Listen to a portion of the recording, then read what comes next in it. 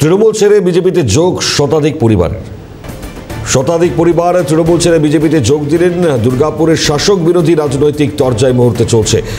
পরিস্থিতি জানবো, রাজেশ রয়েছেন টেলিফোন দ্বারা আমাদের প্রতিনিধি। রাজেশ, যে ছবি ধরা পড়ছে কি মনে করা হচ্ছে এক্ষেত্রে?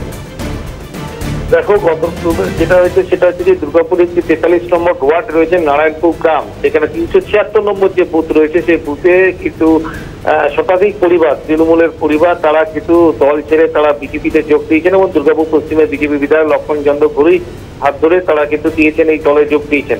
কিন্তু যেটা প্রশ্ন হচ্ছে, যেটা বিধায়ক দাবি করছেন যে বড়সড় শাসক দলের বড়সড় ধস নামবে দুর্গাপুরে, যাকে কটাক্ষ করেছে তৃণমূল নেতৃত্ব। তারা বলেছেন বিজেপি নেতৃত্ব অনেকে আছেন যারা তাদের সঙ্গে যোগাযোগ করছেন।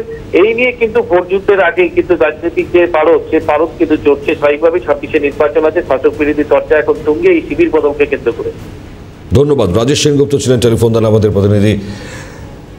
কি বলা হচ্ছে বিধায়কের তরফ থেকে? বিজেপি বিধায়ক লক্ষ্মণ চন্দ্র ঘুরি কি বলছেন, পাশাপাশি তৃণমূলের তরফেই বা কি বলা হচ্ছে শুনব। এসআইয়ের নাম করে তারা ভেবেছিলেন ভুয়ো ভোটার দিয়ে, বাংলাদেশি ভোটার দিয়ে, রোহিঙ্গা দিয়ে পরে মৃত ভোটার দিয়ে 4 জায়গায় নাম তুলে বলে তারা ক্ষমতা নিয়ে আসবেন। তারা 21 স্লোগান তুলেছিলেন খেলা হবে খেলা হবে। সেই খেলা মানুষের বুঝে গেছে। সেই খেলার জন্য আজকে বাংলা থেকে বাংলাদেশে চলে যাচ্ছেন আতঙ্কিত হয়ে, ভীত হয়ে, সন্ত্রস্ত হয়ে মমতা বন্দ্যোপাধ্যায়।